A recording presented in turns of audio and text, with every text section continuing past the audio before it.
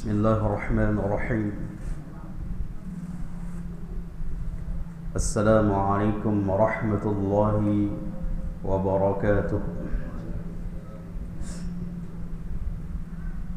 إن الحمد لله نحمده ونستعينه ونستغفره ونعوذ بالله من شرور أنفسنا وسيئات أعمالنا. من يهده الله فلا مضل له ومن يضلله فلا هادي له. أشهد أن لا إله إلا الله وحده لا شريك له، وأشهد أن محمدًا عبده ورسوله وحبيبه وخليله، ولا نبي ولا رسول بعده.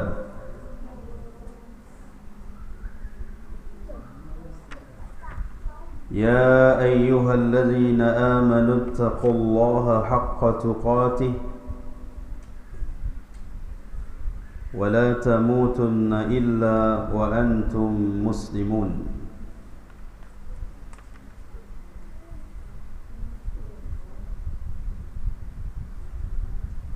أما بعد، فإن أصدق الحديث كتاب الله، وخير الهدي هدي محمد صلى الله عليه وسلم، وشر الأمور محدثاتها، وكل محدثة بدعة، كل بدعة ضلالة، كل ضلالة في النار.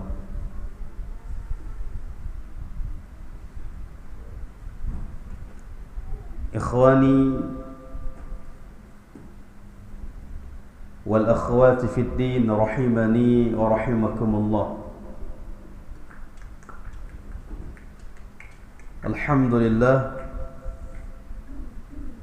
kita bersyukur kepada Allah Subhanahu wa ta'ala karena berbagai nikmat dan karunia yang senantiasa Allah curahkan kepada kita. Dan kita berharap kepada Allah, berdoa kepada Allah agar Allah menjadikan kita hamba-hamba yang bersyukur. Karena Al-Imam Ibn Qayyim mengatakan nikmat yang paling besar daripada dunia dan isinya beserta isinya adalah nikmat ketika Allah jadikan seorang hamba bersyukur. Ketika seseorang dijadikan oleh Allah bersyukur atas nikmat pemberian dari Allah, maka itu adalah nikmat yang paling terbesar, mengalahkan nikmat harta, mengalahkan nikmat dunia beserta isinya. Maka kita senantiasa meminta kepada Allah, Allahumma a'inni ala zikrika wa syukrika wa husni ibadatik. Kemudian salawat dan salam mudah-mudahan tersampaikan kepada Nabi kita, Rasul kita, dialah suri tauladan kita, Muhammad bin Abdullah sallallahu alaihi wasallam. Kita berharap kepada Allah, semoga Allah menjadikan kita termasuk umat Rasul yang senantiasa menghidupkan sunnah-sunnah Rasul sallallahu alaihi wasallam dalam kehidupan kita sehari-hari. Dan kita berharap mudah-mudahan kita termasuk di antara umat Rasul yang akan mendapatkan syafaat Rasul nanti di yaumil akhir. Ikhwani wal akhwati fid din rahimani wa rahimakumullah.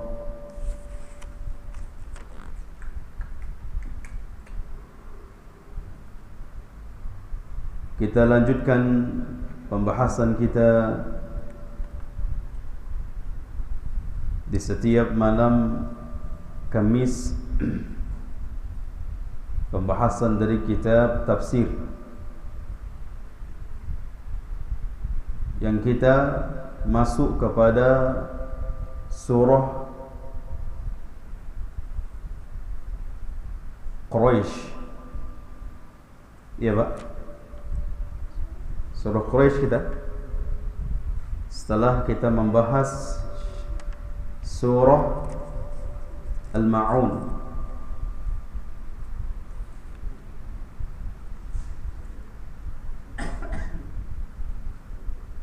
surah Al-Ma'un yang berapa ayat itu? 7. Allah mengatakan ara'aital ladzi yukadzibu bid-din. Tahukah kalian, atau apakah kalian telah melihat orang-orang yang mendustakan agama? Fadzalika alladzi yad'ul yatim. Fadzalika, itulah, alladzi, orang-orang, yad'ul yatim, yadu' menghardik anak-anak yatim. Wala yahuddu ala ta'amil miskin, wala yahuddu, wala yahussu, dan tidak mendorong dirinya atau orang lain, tidak ada dorongan dari dalam dirinya atau mendorong orang lain ala ta'amil miskin, untuk memberi makanan kepada orang-orang miskin, orang-orang fakir miskin. Fawailun lil musallin. Maka kecelakaanlah, kebinasaanlah, atau lembah, salah satu lembah neraka yang bernama Wail, disiapkan lil musallin, bagi orang-orang yang salat. Salat yang bagaimana ya, yang disiapkan bagi mereka Wail, neraka Wail, atau kebinasaan dan kecelakaan. Salat allazina hum an salatihim sahun, yang mereka dari salat mereka, bukan di dalam. Kalau di dalam salat mereka lalai, terkadang-kadang kita lalai, sehingga terkadang kita lupa jumlahnya, dan itu tidak termasuk di dalam ayat ini. Kadang-kadang lupa. Namun Allah mengatakan an, bukan fi. Jauh sekali maknanya, dan jauh sekali penjelasan antara an dengan fi. Yang tercela, bahkan diancam neraka Wail, padahal mereka salat. Kata para ulama, baik itu salat sendirian maupun salat dengan berjamaah. Baik itu salat sendirian maupun salat berjamaah dengan manusia. Tapi kalau salatnya itu sahun, apa yang dimaksud dengan salat sahun? Dikumpulkan, diringkas, dijelaskan oleh para ulama secara ringkas. Sahun juga termasuk adalah lalai dari waktu, sehingga mereka mengerjakan waktu solat di akhir-akhir waktunya, bahkan sampai kepada waktu yang terlarang. Karena waktu itu ada macam-macamnya. Ada waktu yang afdal, waktu yang aula. Itulah awal-awal waktu. Minimal atau maksimal ada waktu yang masih dibolehkan. Berarti kalau waktu yang masih dibolehkan, berarti bergeser dari waktu awal.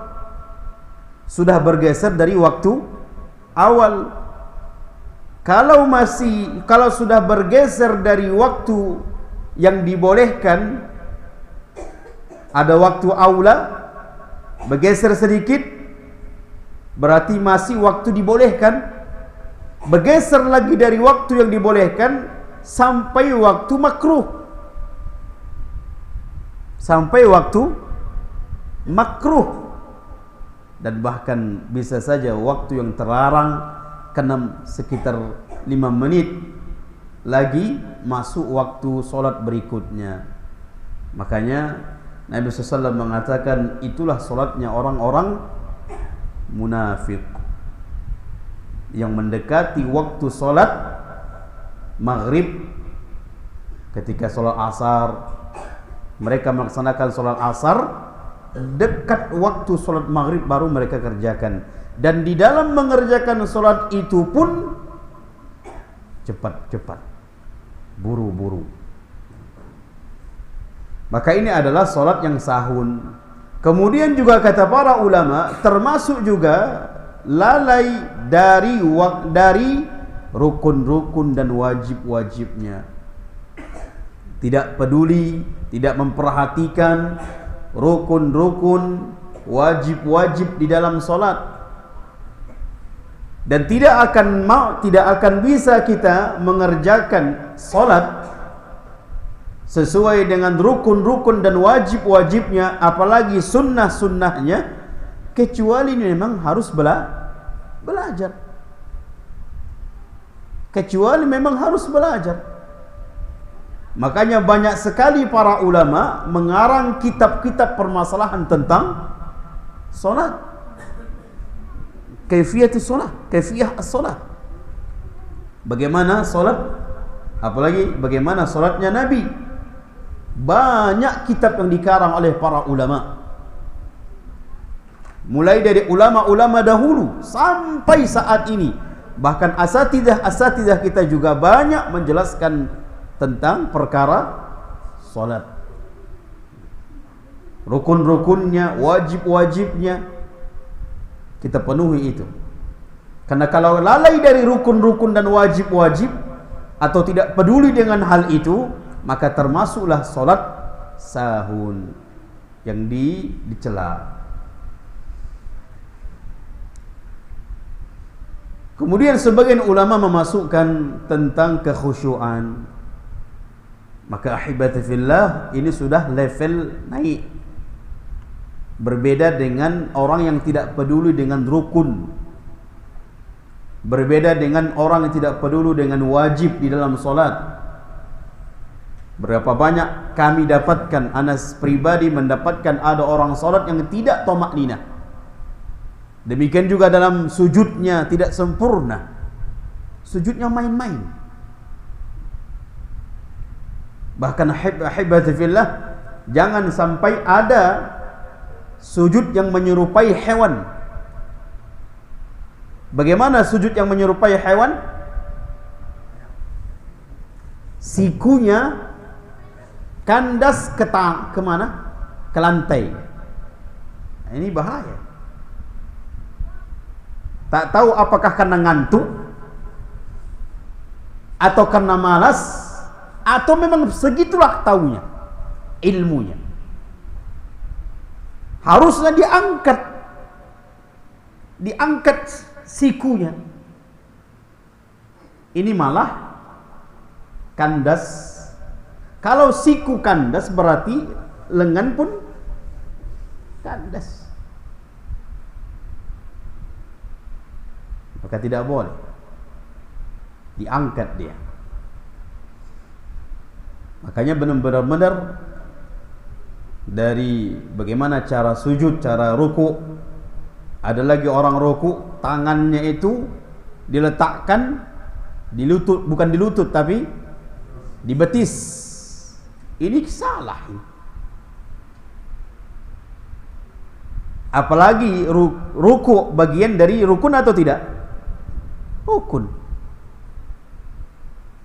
Makanya jangan sampai mendapatkan ancaman penjelasan dari hadis Nabi. Ada yang 60 tahun lamanya, bahkan lebih dari itu.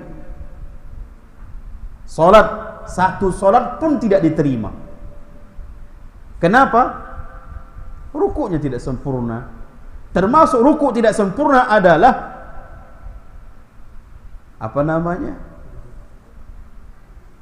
di mana dia letakkan tangannya. Kemudian ada orang ruku itu ya kalau kecuali dia kecuali dia sakit pinggang, tak sejajar rukuknya itu, tidak sejajar, malah kecuali memang sakit pinggang. Siapalah keturunan Bonar, keturunan kali dia harusnya sejajar, sempurnakan. Demikian juga sujud.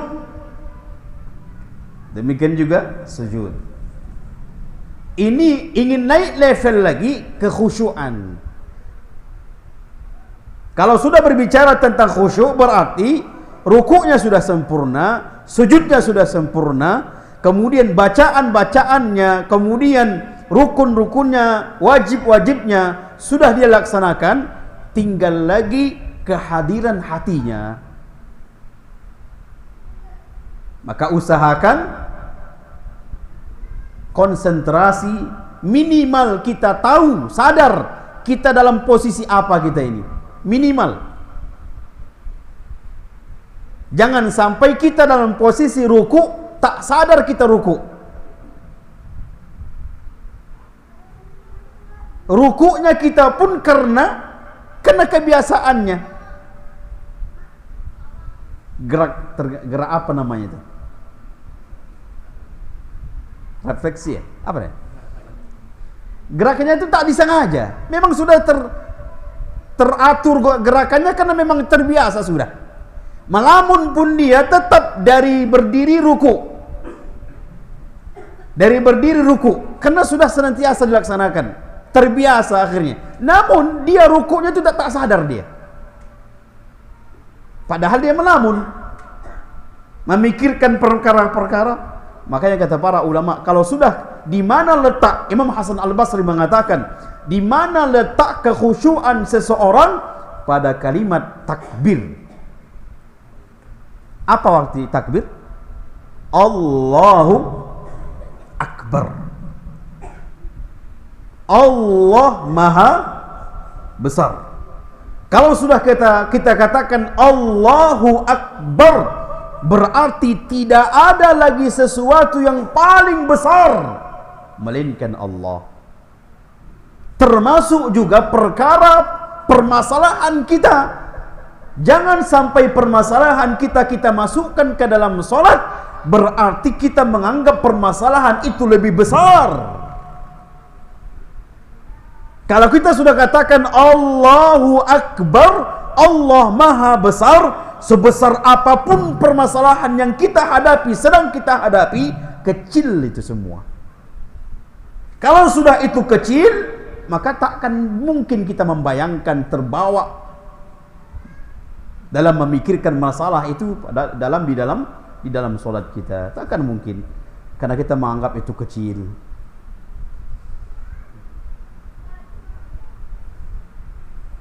Maka kekhusyuan kita tingkatkan.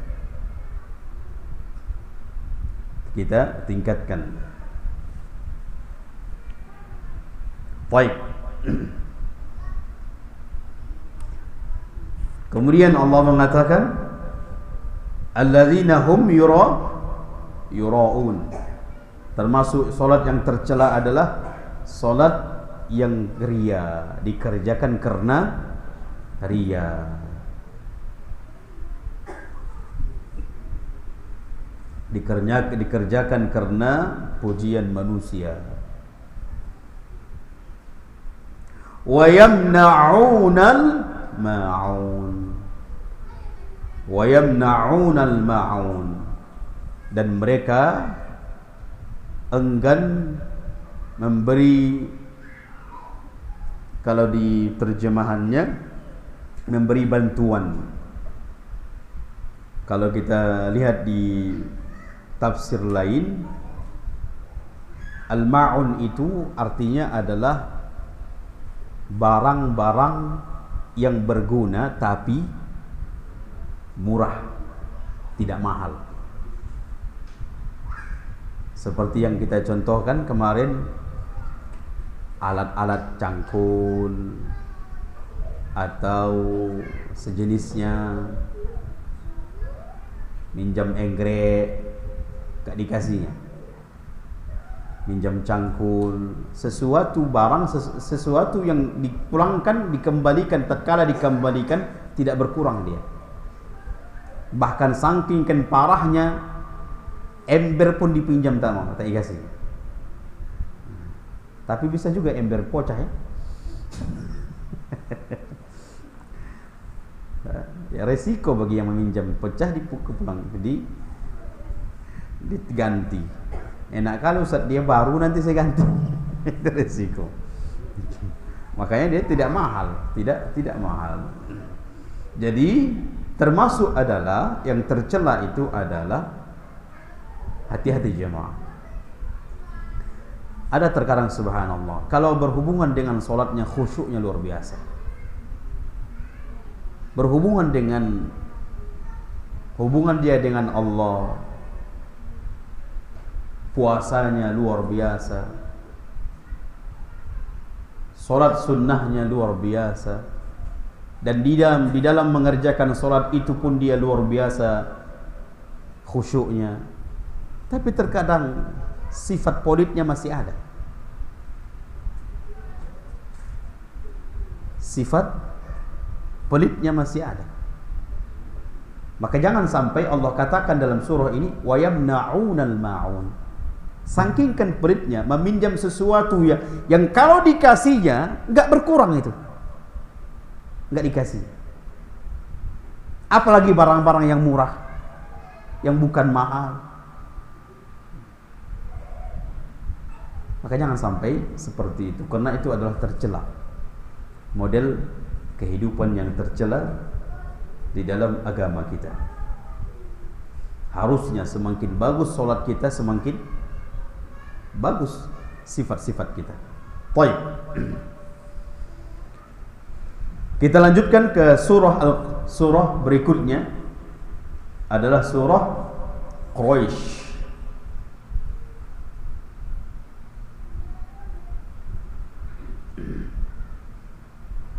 Allah Subhanahu wa taala mengatakan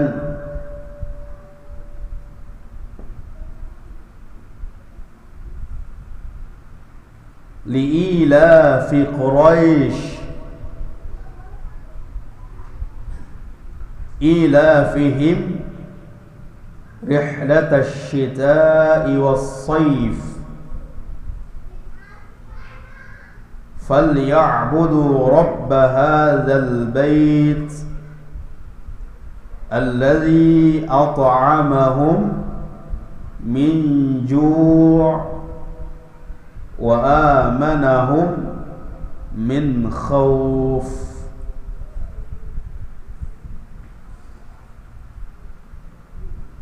لِإِيلَافِ قُرَيْشٍ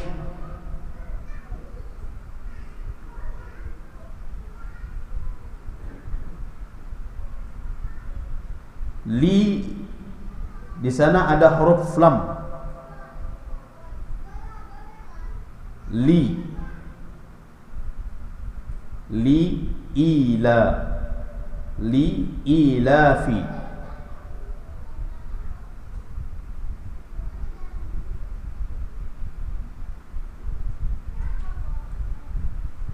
lam di sini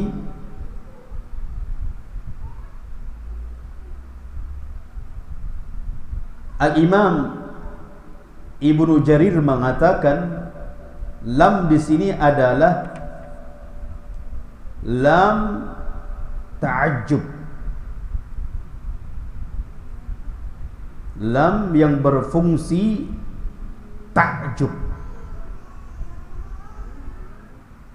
heran. Ta'jub itu heran. Kemudian sebagian mengatakan lam di sini adalah sumpah. Lam di sini adalah sumpah. Li ilafi Quraisy. Li adalah sumpah. Huruf sumpah itu termasuk juga lam. Lillahi, billahi, apa lagi? Tallahi, wallahi. Yang kita ketahui kan 3. Waw, ba, ta. Billahi, tallahi, wallahi. Kata para ulama termasuk lam. Lillahi. Kalau sudah katakan betul Bapak tidak melakukannya, lillahi, tidak. Berarti sumpah. Lam di situ adalah untuk sumpah. Maka demikian juga di dalam ayat ini, li ilafi Quraisy, demi kebiasaan orang-orang Quraisy. Ilaf ini, ilafi adalah artinya kebiasaan. Berarti di sini adalah ayat atau surah menjelaskan tentang bagaimana orang-orang Quraisy itu.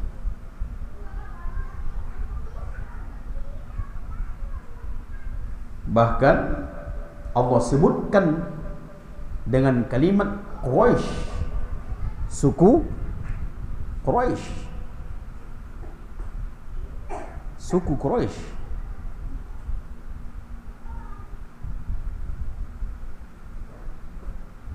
Bahkan kalau kita ambil pendapat atau penjelasan ulama yang lam di sini adalah qasam, sumpah, berarti Allah bersumpah atas kebiasaan orang-orang Quraisy yang menunjukkan kebiasaan mereka memiliki keunggulan dari kebiasaan-kebiasaan yang lain, kebiasaan-kebiasaan suku lain. Bahkan dengan jelas Allah katakan kebiasaan suku mana?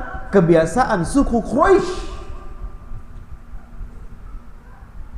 Berarti di sana ada penjelasan selanjutnya adalah ada keunggulan orang-orang Quraisy. Dan memang suku di Arab itu, di zaman itu, suku yang paling tertinggi, terhormat adalah suku Quraisy.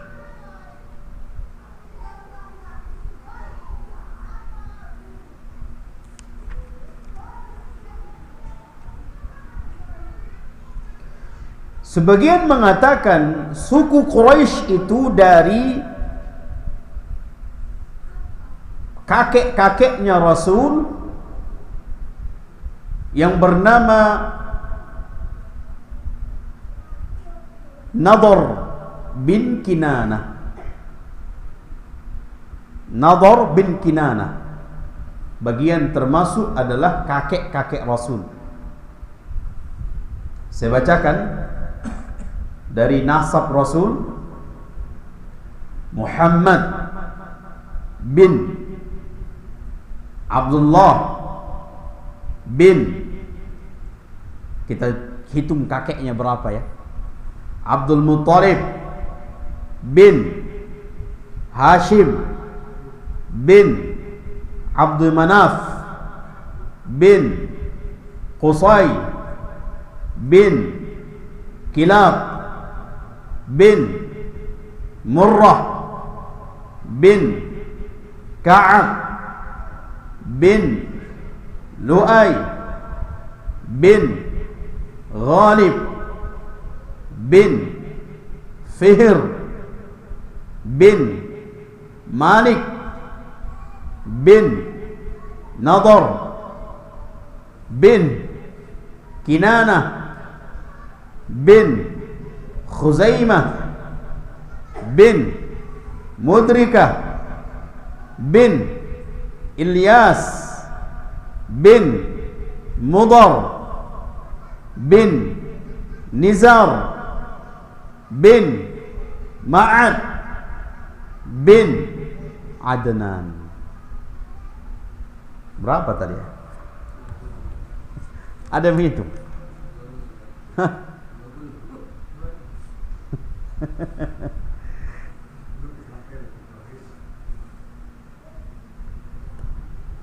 Luar biasa. Sampai kakek-kakek berapa? 1, 2, 3, 4, 5, 6, 7, 8, 9, 10, 11, 12, 13, 14, 15, 16, 17, 18, 19, 20. Kakek, sampai kakek yang ke-20. Dan ini adalah nasab yang disepakati oleh para ulama.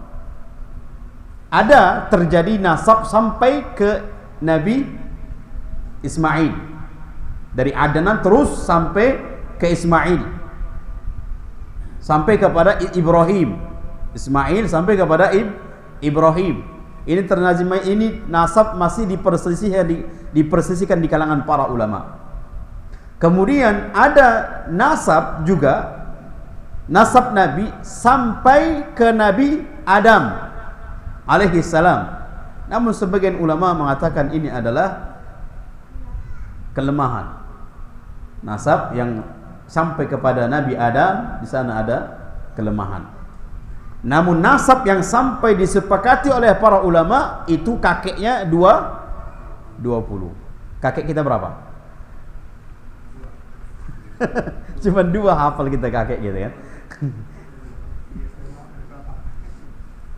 Di situ memang jagonya orang Arab. Bahkan Abu Bakar itu adalah orang yang paling terhebat dari nasab. Sampai-sampai orang-orang Yahudi, kalau kakekmu siapa? Tahu Abu Bakar. Kalau ada orang Sifulan, antum siapa? Sifulan. Siapa kakekmu? Sifulan. Abu Bakar tahu itu. Nasab seperti itu.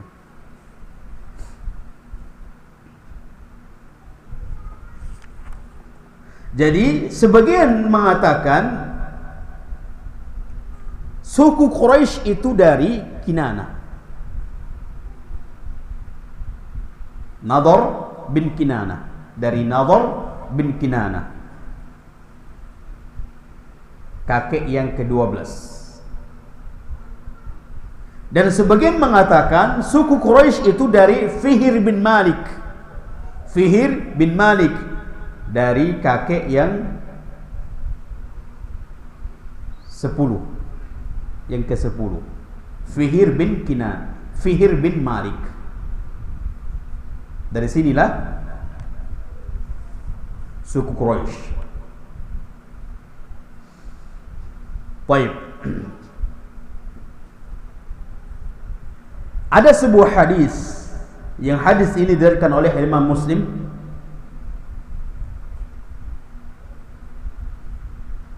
di mana Nabi SAW mengatakan, Inna Allah astafa min waladi Ibrahim Ismail, wastafa min waladi Ismail bani Kinanah, wastafa min bani Kinanah Quraisyan, wastafa min Quraisy Bani Hashim wastafani min Bani Hashim. Kata Rasulullah SAW, aku dipilih oleh Allah dari keturunan Bani Hashim. Bani Hashim. Dan Bani Hashim itu dipilih oleh Allah dari suku Quraisy. Dan dari suku Quraisy itu dipilih oleh Allah dari Bani Kinanah. Kita katakan tadi Fihir Nador bin Kinanah, kakek yang ke-12. Dan Allah memilih Bani Kinanah itu dari keturunan Ismail. Dan Allah memilih Ismail dari keturunan Ibrahim. Berarti dari segi wahyu pun Quraisy itu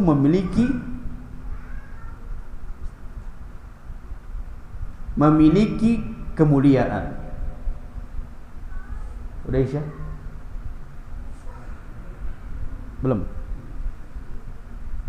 Nabi sendiri menyatakan bahwa Quraisy itu memiliki keunggulan, memiliki kemuliaan. Apalagi di kota Makkah itu yang menguasai adalah suku Quraisy,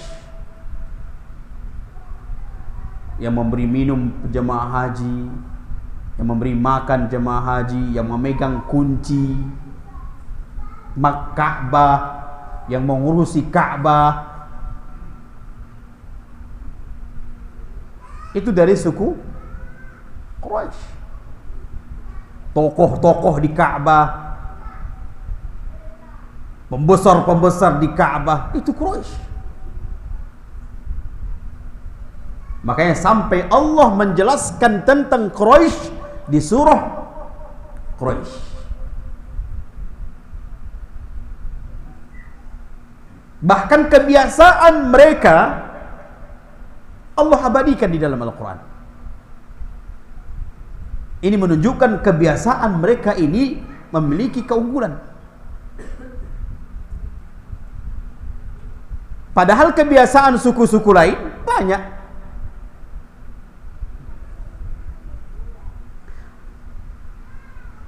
Apa kebiasaan mereka? Allah katakan di ayat yang kedua, ilafihim rihlatash syita'i was-sayf. Kebiasaan mereka itu rihlah. Apa rihlah? Perjalanan. Rihlah ini sudah menjadi bahasa Indonesia kayaknya. Nah, bukan relax. Relax lain lagi. Rihlah. Yuk rihlah. Rihlah keluarga. Bahasa Arab yang sudah dibahasa Indonesia kan, rihlah. Jalan-jalan, perjalanan antara ke kota lain. Orang-orang Quraisy itu rihlahnya kapan? Asyita was-sayf. Musim dingin dan musim panas. Mereka ada musim dingin, ada musim panas. Kayak kita juga itu ya. Ada musim panas itu. Kita panas semua, nggak ada dingin. Cuman panas yang berbeda Pak ya. Yang sudah pergi ke Makkah mungkin beda ya, panasan dengan Riau ya.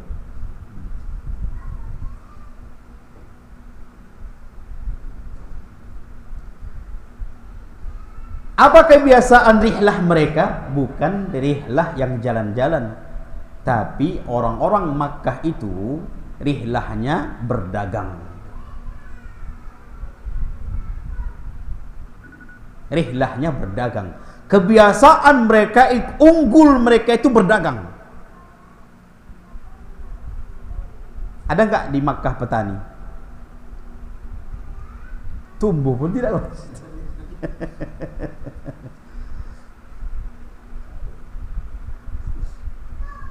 Batu semua kan, batunya keras-keras pula.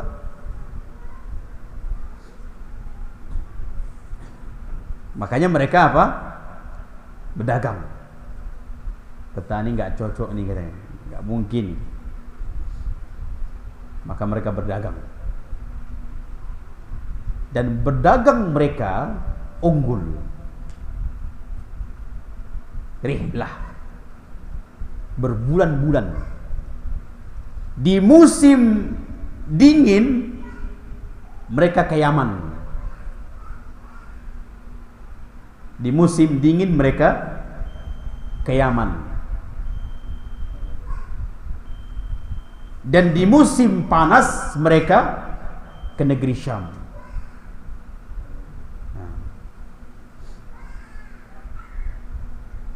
Baik, sudah azan. Dan masuk waktu Isya, kita salat Isya dulu. InsyaAllah setelah Isya kita lanjut sebentar lagi. Sallallahu ala nabiyina Muhammad wa ala alihi wa sahbihi ajma'in. Wassalamualaikum warahmatullahi wabarakatuh.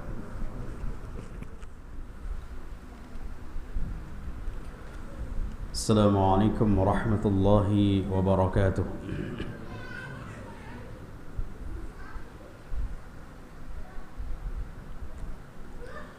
Alhamdulillahi Rabbil Alamin.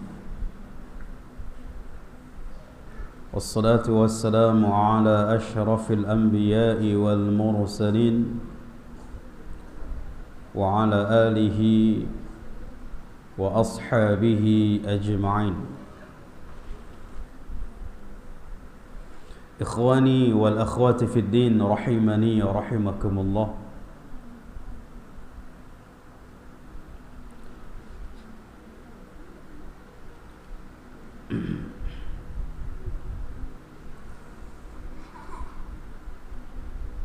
Allah Subhanahu wa ta'ala mengatakan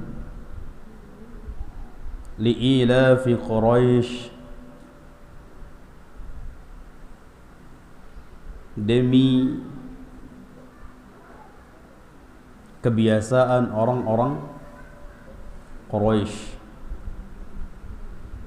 ilafihim rihlatash shita'i was-saif, kebiasaan mereka rihlah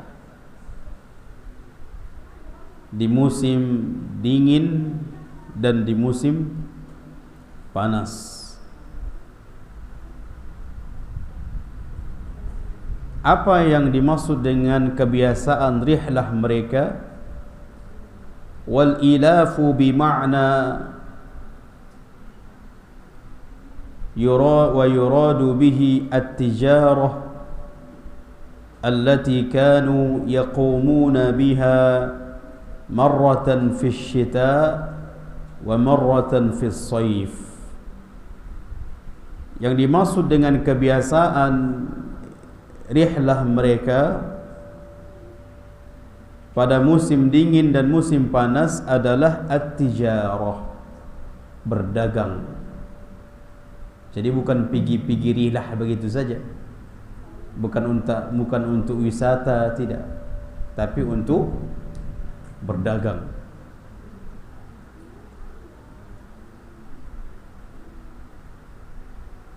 Di musim dingin mereka membawa dagangan mereka ke Yaman.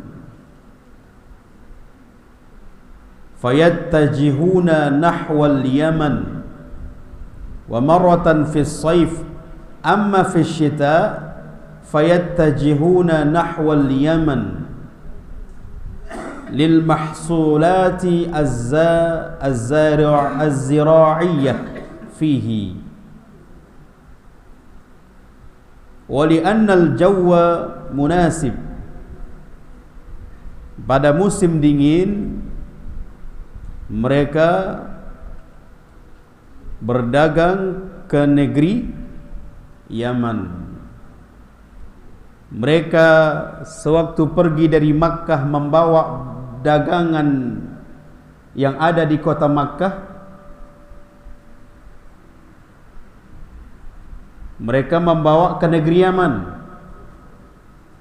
Nanti pulang dari negeri Yaman mau menuju Makkah membawa dagangan yang ada di Yaman.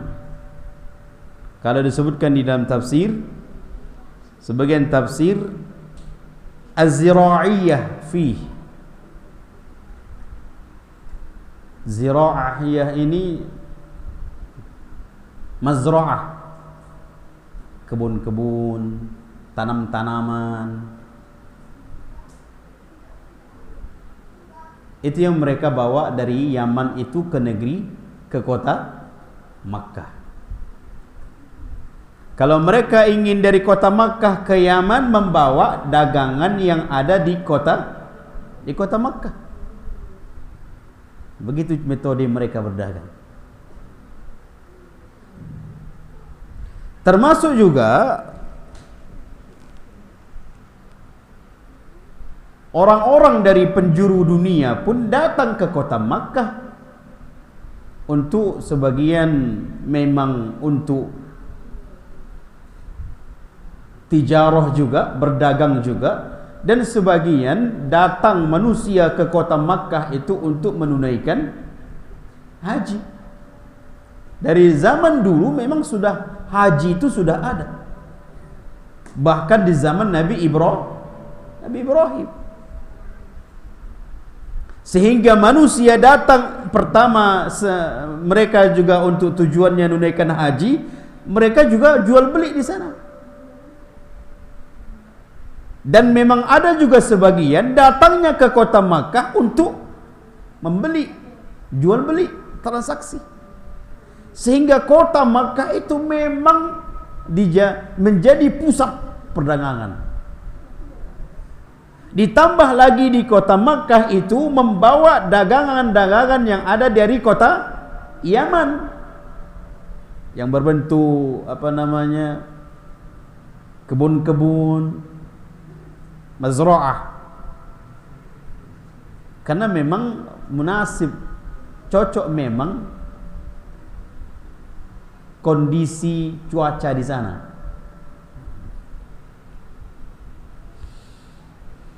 Kemudian wa amma fi shaif fayattajihuna ila Syam. Kemudian di musim panas mereka berdagang ke kota Syam, ke negeri Syam, Palestina, Suriah, Lebanon, itu Syam.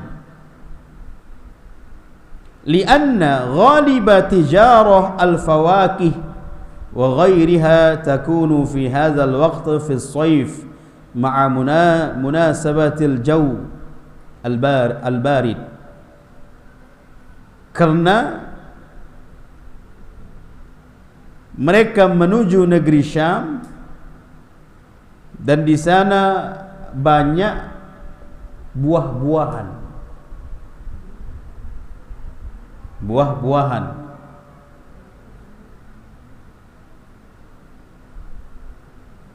Sehingga bisa saja ketika mereka pulang dari Syam ke kota Makkah membawa buah-buahan. Jadi beginilah bentuk dagangnya, dan ini merupakan dari keunggulan mereka penduduk kota Makkah. Dan keunggulan itu siapa yang memberikan? Allah.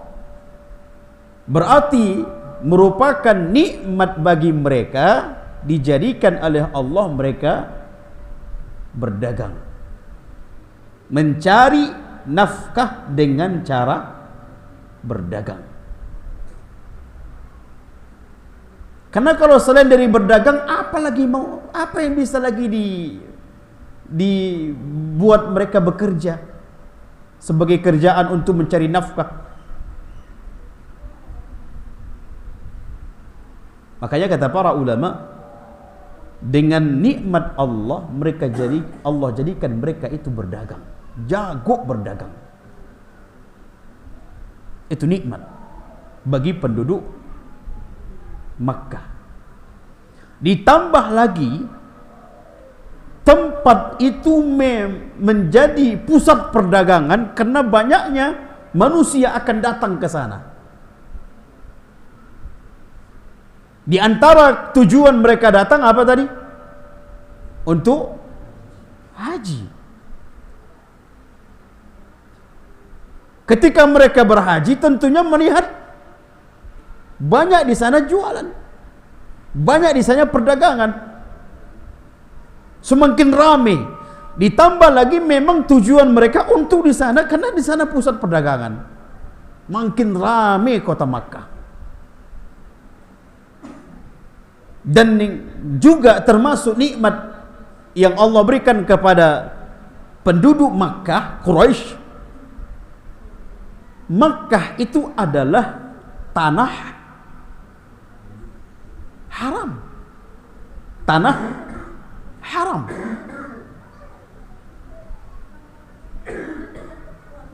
Sehingga tempat itu aman.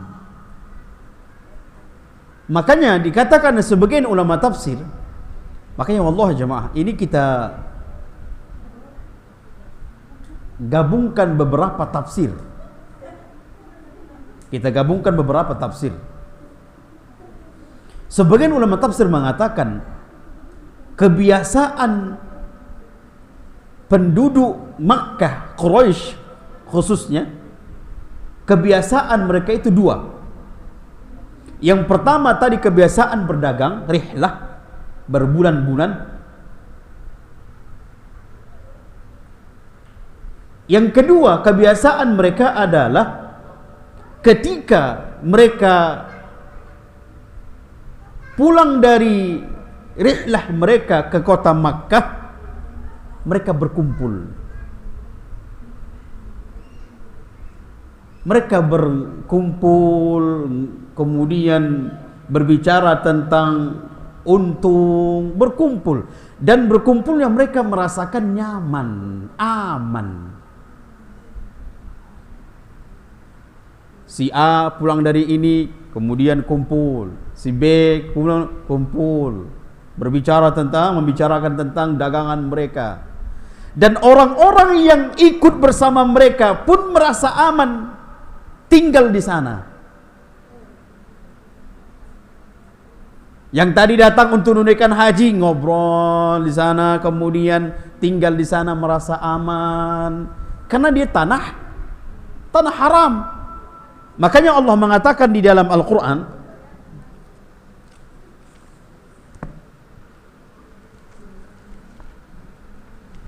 Allah katakan di dalam Al-Quran surah Al-Ankabut ayat 67, awalam yarau anna ja'alna harama amina wa yatakhattafu an-nasu min hawlihim. Apakah mereka tidak melihat, tidak merasakan, tidak sadar mereka tinggal di tanah yang haram, yang aman, tidak boleh di sana ada pertumpahan darah, nggak boleh. Orang kafir sekalipun itu faham, nggak boleh di sana pertumpahan darah. Bahkan kata Allah, selain dari Makkah, selain dari kota Makkah itu, banyaknya terjadi pertumpahan darah. Selain dari kota Makkah itu banyaknya terjadi pertumpahan darah. Ketika ada orang masuk ke Makkah merasa aman. Kalau orang lain saja masuk ke kota Makkah merasa aman, apalagi yang tinggal di kota Makkah. Dan amannya mereka nikmat atau tidak? Nikmat. Makanya disebutkan dalam tafsir Taufiqur Rahman jilid kedua di pertengahan.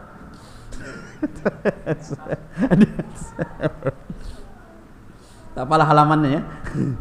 Di jilid kedua disebutkan, Imam Qatadah mengatakan, mereka orang-orang Quraisy mengatakan, kanu yaqulun, mereka mengatakan, kita ini tempat aman, kita ini tempat enggak ada pertumpahan darah, kita ini nyaman. Mereka menyadari itu. Apalagi kota Makkah itu ketika kisah siapa yang ingin menghancurkan Ka'bah? Abraha. Semakin kedudukannya semakin tinggi dan ditakuti. Kisahnya Abraha yang ingin menghancur. Ini tentara Abraha, tentara besar, ingin menghancurkan Ka'bah, kemudian malah mereka yang dihancurkan oleh Allah. Berarti tidak sembarangan nih Ka'bah. Semakin dengan kisah itu semakin tinggilah nilai kehormatan kota Makkah. Semakin ditakuti, dihormati, maka penduduknya pun semakin aman. Makanya ini surah, kata para ulama, membongkar nikmat-nikmat Allah yang Allah berikan kepada orang-orang Quraisy di kota Makkah. Maka Allah melanjutkan di ayat yang ketiganya, falya'budu rabb hadzal bait. Falya'budu rabb hadzal bait. Di sini ada sedikit nahu. Agak diputar sedikit ya kepala, apa namanya? Di sini ada nahu yang luar biasa. Ya'budu, ya, kalau dia jamak hum ya'budun, ini fi'il mudhari. Kalau dia mufrad ya'bud. Di dalam ayat ini falya'budu yang asalnya ya'budun, mereka beribadah, fi'il mudhari. Namun fi'il mudhari dimasuki oleh huruf lam, fal. Ada enggak lamnya? Ada. Fal, lam yang dimasuki oleh huruf lam yang dimasuki masuk ke dalam fi'il mudhari, sehingga lam ini merubah fungsi fi'il mudhari menjadi fi'il amr, fi'il perintah. Makanya lam di sini kata para ulama adalah lam al-amr yang tujuannya untuk perintah. Sehingga falya'budu, maka hendaklah kalian menyembah, Rabba hadzal bait. Rabba, Tuhannya hadzal bait. Bait itu apa? Kalau bahasa Arab baitun kan rumah. Namun di dalam ayat ini Rabba hadzal bait, Tuhannya Ka'bah. Siapa Tuhan Ka'bah? Allah. Maka di sana ada pesan kepada mereka orang-orang Quraisy yang tinggal di kota Makkah, karena banyaknya nikmat keutamaan yang Allah berikan kepada mereka. Jago berdagang, padahal mereka kerontang panas, kemudian batu. Siapa yang membuat ide mereka berdagang itu? Allah yang membuat ide mereka itu berdagang, sehingga unggul di dalam perdagangan.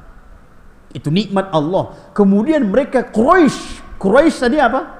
Suku yang paling tinggi, suku yang dihormati di Arab, di tanah Arab, suku yang tertinggi, suku yang terhormati. Itu juga nikmat. Sudah berapa? 2. Kemudian mereka tinggal di tanah haram. Tanah haram yang orang kafir sekalipun mengetahui enggak boleh membuat kerusakan di sana. Sehingga mereka tinggal di tempat aman. Zona aman, nyaman.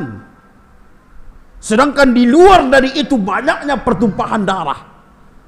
Di zaman dahulu, ahibati fillah, di zaman-zaman jahiliyah, siapa yang jago, dialah yang menguasai. Dia menguasai. Yang kuat dia menguasai. Di luar dari itu banyaknya perperangan, tak berhenti-henti peperangan itu. Makanya di antara nikmat yang Allah bongkar kepada penduduk, pada sahabat Madinah, 2 suku yang tidak pernah berhenti dalam perperangan, dan itu turun menurun sampai diutusnya Nabi baru berhenti. Bahkan mereka bersaudara. Nikmat. Ini menunjukkan di zaman itu memang musim ini, memang peperangan, kehidupan mereka perang. Bahkan ketika Abraha, perjalanan mereka dari Yaman ke kota Makkah, kan banyak melewati kampung-kampungan di sini.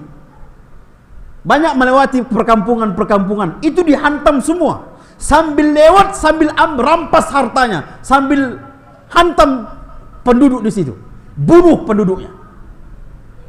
Sambil lewat mau menghancurkan Ka'bah, sambil ada melewati perkampungan, hantam manusianya, bunuh manusianya, ambil hartanya, lewat lagi melewati pedesaan itu, melewati kampungan lagi, dihantam begitu juga. Adapun Makkah dijaga aman, nggak ada pertumpahan darah. Bahkan disebutkan dalam sejarah, orang-orang kota Makkah, penduduk kota Makkah, mendengar Abraha mau datang ke kota Makkah, penduduk kota Makkah berpencar, melarikan diri, menjaga diri masing-masing. Mereka naik ke pergunungan. Mereka naik ke pergunungan, menyelamatkan diri masing-masing.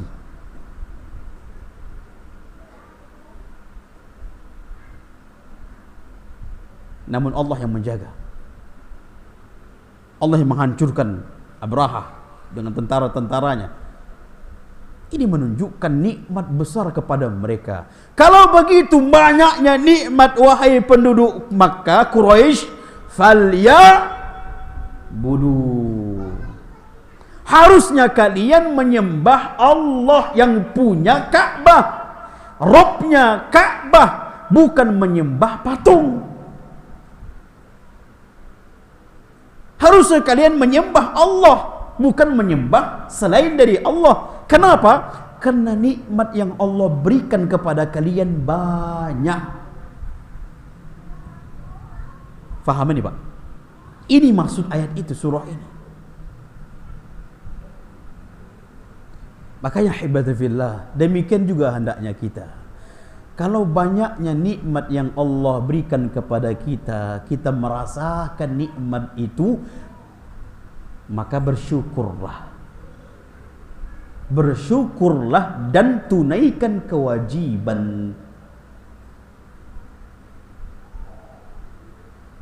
Bersyukurlah, tunaikan kewajiban. Bahkan ahibati fillah, ketika makan saja kita, itu nikmat atau tidak cuma makan. Makanya Allah disebutkan dalam sebuah hadis yang diriwayatkan oleh Al-Imam Ibnu Majah, dikatakan oleh di antara ulama mengatakan hadis ini derajatnya hasan, dari Anas bin Malik radhiyallahu anhu, di mana Nabi SAW mengatakan, ma an'ama Allah ala 'abadin bi ni'matin faqala alhamdulillah illa kana ma a'ta afdal mimma akhadh. Tidak ada sebuah nikmat satu nikmat yang Allah berikan kepada kita, lalu nikmat, ketika kita menikmati nikmat itu kita mengatakan alhamdulillah, maka tidak ada pemberian yang terbaik kecuali nikmat itu. Maksudnya apa? Kalau nikmat yang kita rasakan mendatangkan alhamdulillah, mendatangkan kalimat kita ucapkan alhamdulillah, atau mendatangkan syukur kepada Allah, maka itulah seafdol nikmat pemberian Allah. Makanya Pak, kalau kita pas minum, setelah minum kita alhamdulillah, itu nikmat yang paling afdol. Kenapa? Karena dengan minum itu kita mengucapkan alhamdulillah. Tapi dihidangkan makanan semahal-mahalnya di restoran. Makan kita menikmati makan, tapi tak ada mengucapkan alhamdulillah. Tak ada mengucapkan alhamdulillah.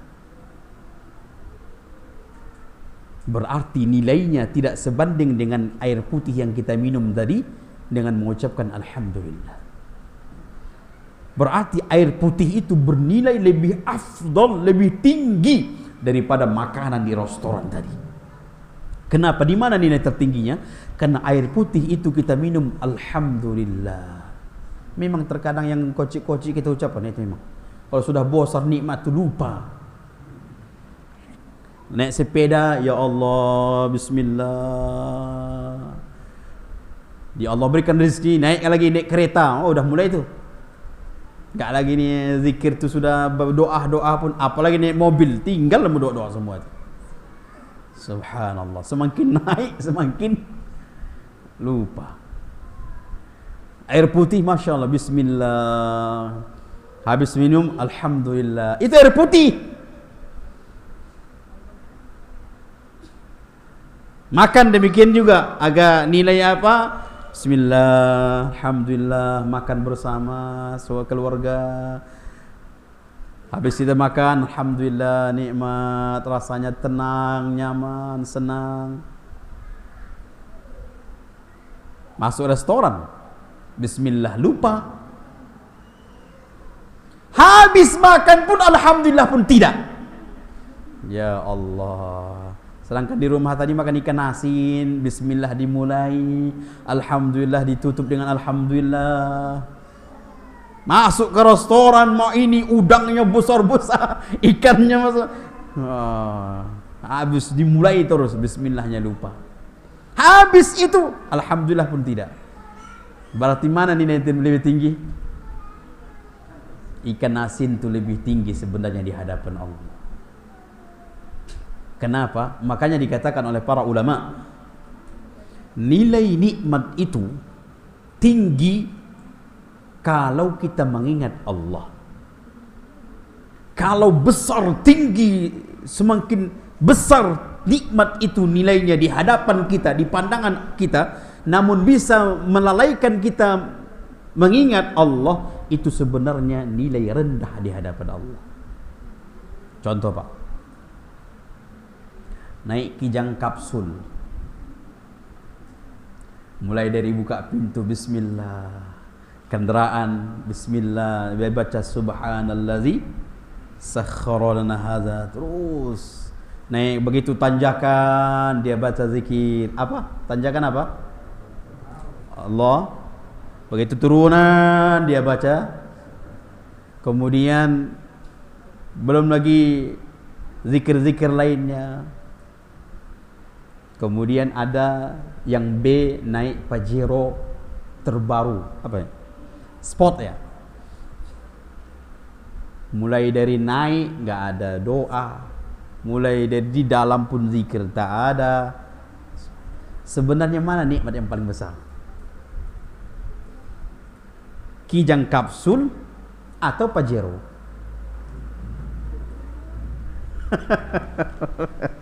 Kalau bisa Pajero dan doa gitu ya. Digabungkan semuanya.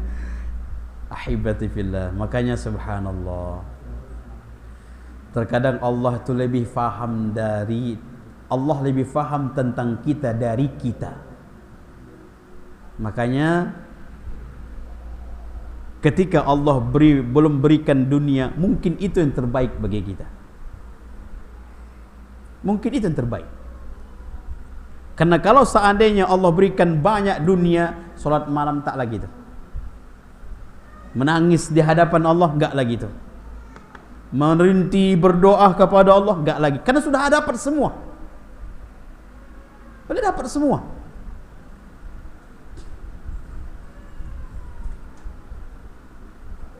Makanya di antara penjelasan para ulama, subhanallah, luar biasa.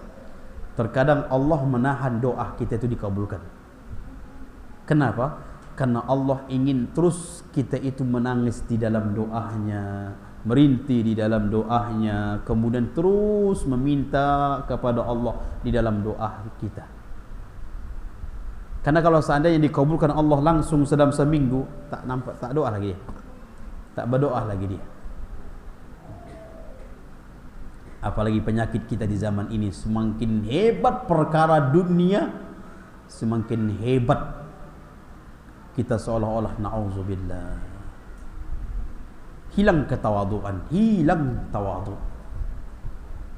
Maka dari itu ahibati fillah, ketika kita merasakan, dan memang kita harus merasakan nikmat, sekecil apapun nikmat Allah itu, maka Allah hanya meminta kepada kita bersyukur. Dan di antara bersyukur itu adalah mengerjakan kewajiban kita sebagai hamba. Jangan seperti orang Quraisy, kafir Quraisy, sudah banyak nikmat Allah berikan kepada mereka, namun mereka masih menyembah apa? Menyembah patung, meminta kepada selain Allah. Na'udzubillah. Melakukan malah nikmat itu dibalas dengan kesyirikan kepada, mensekutukan Allah. Na'udzubillah. Baik, ini saja. Mudah-mudahan bermanfaat. InsyaAllah Allah, jika Allah mudahkan kita bertemu kembali, kita lanjutkan pertemuan kita membahas surah ini, insyaAllah, karena belum selesai. Surah Quraisy, insyaAllah. Ada pertanyaan ahibati fillah?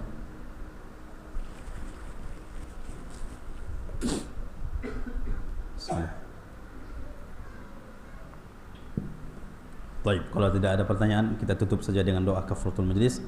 Subhanakallahumma bihamdika asyhadu an la ilaha illa anta astaghfiruka wa atubu ilaik. Akhiru da'wana alhamdulillahi rabbil alamin.